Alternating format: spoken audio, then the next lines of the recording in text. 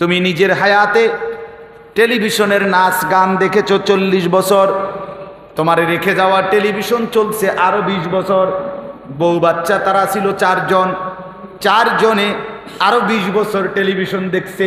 তাইলে 4 20 80 বছরের গুনাহ তোমার আমল নামা, আর তোমার নিজের 40, এই 120 বছরের নাফরমানি। সোজা হিসাব। আলিমাত নাফসুম মা কদ্দামাত ওয়া আখারাত, যা তুমি করেছো, যা তোমার নামে এসেছে। ইউনাব্বাউল ইনসানু ইয়াউমা ইদিন বিমা কদ্দামা ওয়া আখার, একই আয়াত। আল্লাহ বলে হাসরের ময়দানে আমি রব্বুল আলামিন প্রত্যেকটা মানুষকে জানাবো যা সে করেছে তাও, যা সে রেখে গেছে তাও। দুনিয়ায় আপনি কি রেখে গেছিলেন সেটাও জানাবে। ওয়াল বাকিয়াতুস সালিহাত খায়রুন ইনদা রাব্বিকা সাওয়াবান ওয়া খায়রুন আমালা। রব্বুল আলামিন বলে, বান্দা যদি আল্লাহর কাছ থেকে কোনো বিনিময় চাও, যদি নিজের কোনো কর্ম থেকে কিছু আশা করতে চাও, তাইলে সেটা শুধুই কেবল নেক আমল দ্বারা। যদি কিছু পেতে চাও, যদি কোনো বিনিময় চাও, যদি কিছু ফেরত পেতে চাও, তাইলে সেজদার থেকে কিছু পাইবা, নামাজ থেকে কিছু পাইবা, যাকাত থেকে, দান সাদকা থেকে, জিকির থেকে কিছু পাইবা। ওই বন বিড়ি, চা বিস্কুট, ভাত তরকারি, টেলিভিশন, নাটক, সিনেমা, খাট পালং, ফার্নিচার, সোফা, এগুলোর থেকে কিছুই মিলবে না। এগুলো থেকে কিছুই কি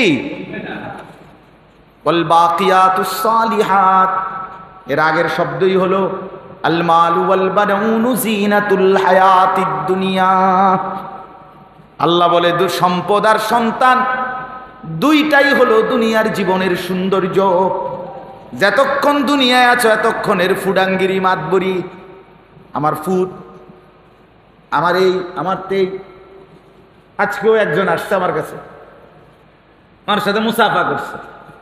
এবার এই মাত্র জিঙ্গাইলাম, আমি কে বা কি, হেবড়ার চাচা কিতা করে, বাপ কিতা করে, ভাইয়ে কিতা করে, হেবড়ার ফুট কিতা করে, মানে মনে 18-20 জনের কাহিনী শুরু করে।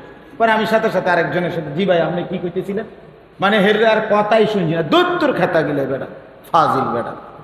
তো আমার যেই দরকারে কথা বলতে চাইছো ওইটা না বলবা তুমি, তুমি কাহিনী হুনা, হেবড়ার চাচা অমক যেটা হমক, তুমি কিতা হুনা নি, এগুলো শুনাইয়া কি লাভ? দুনিয়ার এই পদ পদবি শুনাইয়া লাভটা কি? কিছু শুনাইলে, কিছু আশা করলে, আল্লাহ বলছে কিছু পেতে চাইলে সেজদা দেখাও, গোলামি দেখাও, সালিহাত নেক আমলগুলো দেখাও। এগুলোই বাকিয়াত, এগুলোই বাকি থাকবে। বাকিগুলো জিনাতুল হায়াতিদ দুনিয়া, শুধুই দুনিয়ার সৌন্দর্য। দেখতে দেখতে মিলায় যাবে। তোমার মৃত্যুর 12 বছর পরে, আমার মৃত্যুর 20 বছর পরে, আপনার মরণের 20 বছর পরে দেখবেন আপনার ঘরের কোনো ফার্নিচার, কোনো আসবাব কিচ্ছু নাই, কিচ্ছু নাই। এটি সব হালায় দিছে, বলাইলে এটি চলে না। এই সোফা পৃথিবীর সবচেয়ে দামি কাঠ দিয়েও যদি বানায়, পরবর্তী 20 বছরের ব্যবধানে এবারে ফুট না দিয়ে কব ইডি ওনার চলে না, ভালো বেড়া। এর নাম দুনিয়া। হায় আমরা কি পরিমাণ বোকা, আমরা এর জন্যই ব্যস্ত, আমরা এর জন্যই ব্যস্ত। আমরা চোখে দেখি, আমার কাছে আমার দাদার স্মৃতির কিছু নাই, তো আমার নাতির কাছে আমার স্মৃতি থাকবে কিভাবে বলেন না? আমার দাদার আমলের কোনো ফার্নিচার, কোনো আসবাবপত্র আমার কাছে নাই, তো আমার নাতির কাছে কেমনে থাকবো? চাচা বলেন, ইনসাফের কথা বলেন। আমার দাদার কোনো কিছু তো আমার দ্বারা নাই এখন। আমার দাদা তো 10 গ্রাম পরিচিত পয়সাওয়ালা ছিল। আমার দাদার হালের বলদ ছিল অনেক। আমার দাদার শাহী কানি 160 শতক না কত শতকের কানি, 12-14 কানি জমিতে শুধু ধান চাষ করতো দাদা। তাহলে বড় বাড়ি ছিল। আমার মা চাষিরা বলছে ছোটবেলায় সারা দিন দান লইতো, সারা রাত 12টা 1টা 2টা পর্যন্ত দান সিদ্ধ করতো মা চাচিরা। তাইলে সেই দাদা, সম্পদশালী বিত্তশালী দাদার রেখে যাওয়া ঘর, আসবাব, খাট, পালং, চেয়ার, টেবিল, নুনের বাটি, কাচের গ্লাস, কই কিচ্ছু তো নাই, কিছুই নাই, একটা জিনিসও নাই। আমার জ্যাঠারে জিগাইছি, আমার জ্যাঠা মারা গেছে অল্প কিছুদিন আগে, কই ওনার কাছেও কিছু নেই। তো আমার বাবা, আমার দাদার বড় সন্তান, এই জন্য বললাম আমরা দয়া করে আমাদের সম্পর্ক, আমাদের জিন্দিগি, আমাদের পরিচয় যেন হয় দ্বীনের সাথে, মসজিদের সাথে, কোরআনের সাথে, আখিরাতের সাথে। এটা আমার প্রথম কথা। আমি অনুরোধ করলাম আপনারা একজন শুনেন আর 10 জন শুনেন, এই নিয়ে কোনো মাথা ব্যথা নাই। কয়জন শুনল সংখ্যা কোনো বিবেচ্য বিষয় নয়। আল্লাহর কথা একজন শুনলেও, একজনের কাছে বলতে পারলেও নিঃসন্দেহে এটা গনিমত, এটা সৌভাগ্য, এটা অনেক বড় সুযোগ, অনেক বড় সৌভাগ্য। এই জন্য আমি আপনাদের কাছে অনুরোধ করলাম, আমরা প্রত্যেকেই আবারও হিসাব করি যে আসলে আমার জিন্দিগিতে আখিরাতের জন্য কদ্দুর, দুনিয়ার জন্য কদ্দুর। আমিও হিসাব করি, আপনিও করেন। প্রত্যেকেই নিজ নিজ জায়গার থেকে বুঝ করেন। শুধু এমনি কুমাইলে হইতো না চাচা, কিতা করতাম, কয় তো বালায়ে বুঝি তো, আমরা লাগে তো কথাটি তো বালায়ে কইছে কিন্তু ফারি তো না, এসব সিহন কথাগুলো হইতো না। কথা বুঝছেন না? এই সমস্ত পণ্ডিতি আলাপ করলে হবে না। এটি কোনো আপনারা আমি হিসাব নিতে আসি না, কথা বুঝছেন? হিসাব নিবে কে? আল্লাহ। ও ওনার কাছে এগুলো বলতে পারবেন? ফেরেশতার কাছে এগুলো বলতে পারবেন? তাইলে এই সমস্ত কথা বললে আখিরাতের মুক্তি মিলবে না, কবরের মুক্তি মিলবে না, বরং এখনই হিসাব করতে হবে, আজই হিসাব করতে হবে। দুনিয়াতেই হিসাব করলে সুযোগ, যার যেটুকু হায়াত বাকি আছে, আমি আপনি যদি ভাবি তাইলে লাভ, তাইলে লাভ। হায়াত এমন এক জিনিস, সময় এমন এক জিনিস যা কাজে লাগাইলেও চলে যায়, যা কাজে না লাগাইলেও শেষ হয়ে যায়। প্রতিটা রাত ভোর হয়ে যায়, প্রতিটা দিন রাত হয়ে যায়, 1 মিনিটও থামে না। দুনিয়া কারোর জন্য 1 সেকেন্ড থামে না, 1 সেকেন্ড। আমি যে সবসময় এটা বলি, দুনিয়া বড় স্বার্থপর, বাস্তব স্বার্থপর। আমি যদি হুজুরকে বলি ভাই 1টা মিনিট দাঁড়ান, 1টা মিনিট, আমি মোবাইলটা রাখতে আইছি, আমি আইতে আছি গর্ত, আমরা এরকম বলি না অনেক সময়। উনি ঠিকই দাঁড়াইবে, কিন্তু ওই 1 মিনিট সময় সে দাঁড়াবে না, সে বলবে না দোস্ত সিস্টেম নেই, আমি দাঁড়াইতে পারবো না। তাকে সে দাঁড়াক, আপনার ওই ব্যক্তিটা দাঁড়াইছে, কিন্তু সময় ওই 1 মিনিট কি দাঁড়ায় গেছে?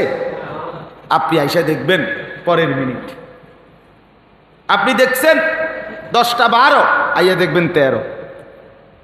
ওই 1 মিনিট দাঁড়ায় না, 1 সেকেন্ডও দাঁড়ায় না কারো জন্য। ইউকাল্লিবুল্লাহুল লাইলা ওয়ান নাহার, আল্লাহ তাআলা রাত্র দিন পরিবর্তন করছেন প্রতি সেকেন্ড, প্রতি পলক।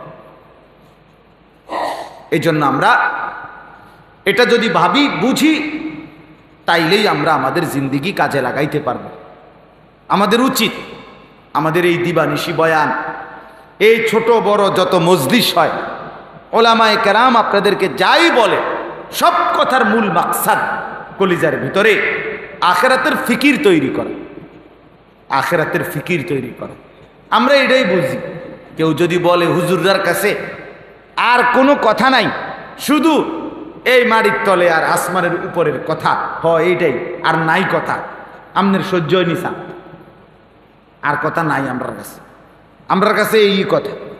আপনি অন্য কথা শুনতেন স্যার, তো সাধুয়ানে যান, দেখবেন পৃথিবীর শ্রেষ্ঠ বুদ্ধিজীবীরা সাধুকানে কথা কইতেছে। আপনি কি শুনতেন স্যার? কি দরকার? আমেরিকার কোনো বুদ্ধি দরকার?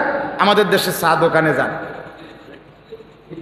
ডোনাল্ড ট্রাম্প, তারও যদি বুদ্ধি, তার বাপেরও যদি কোনো বুদ্ধি লাগে, আমরা দেশে চা দোকানে যথেষ্ট পরিমাণ বেকার বুদ্ধিজীবী, নিজের বন নিজে খায়, চা নিজের, পয়সা নিজের বুদ্ধি দিতে আছে সারা পৃথিবীরে, এরকম আজাইরা ফালতু সব সময় আছে।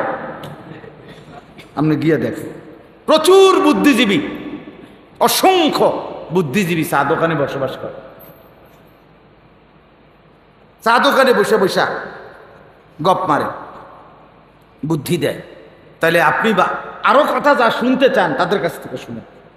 ওলামায়ে কেরাম আপনাকে আখিরাতের কথাই বলবে, পরকালের কথাই বলবে, কবরের কথাই বলবে।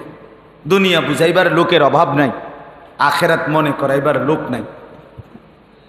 হ্যাঁ মিয়া, আমি নিজে দেখছি আমার বাসার পাশে তরকারি করে এক লোক, তরকারির ক্ষেত, এই ফুলকপি, পাতাকপি, ধুন্দুল, কইডা এগুলো চাষ করে উনি। প্রায় সময় দেখি এই ওনার কাছে বেটা কৃষক, ওর কাছে দেখি প্রাইভেট কার দিয়া এই বিভিন্ন বীজ চারা এগুলোর কোম্পানির লোকরা একবারে স্যুট বুট পরা, হ্যাঁ দামি পোশাক আশাক পরা, প্রাইভেট কার দিয়ে আইসা এবারে ক্ষেতের কাছে বসে বসে বুঝায়। 4জন 5জন দেখি ওই সার, তারপরে বীজ, বিভিন্ন দানা ইত্যাদি ইত্যাদি এগুলো তারা অফিসাররা, বিভিন্ন কোম্পানির লোকেরা আইসা আইসা কি করে বুঝা। আমার বিল্ডিংয়ের যে বেটা রাজমিস্ত্রি, সে আমি তারে দেখছি আমার 1 বছর বিল্ডিংয়ের কাজের ক্ষেত্রে 2-3 দিনেই সে ঢাকা গেছে। আমি বললাম কি লেগে গেছেন? কয় যে হুজুর এই সিমেন্ট কোম্পানিরা সেমিনার করে, কইরা কি বুঝায়, পুরা বিল্ডিংয়ের কেমনে কি করতে হবে গুনাগুনে এই রাজমিস্ত্রি করে কি দেয়, প্রশিক্ষণ দিচ্ছে। তাহলে দুনিয়া বুঝাবার লোকের কি নাই? অভাব, অভাব নাই, অভাব নাই।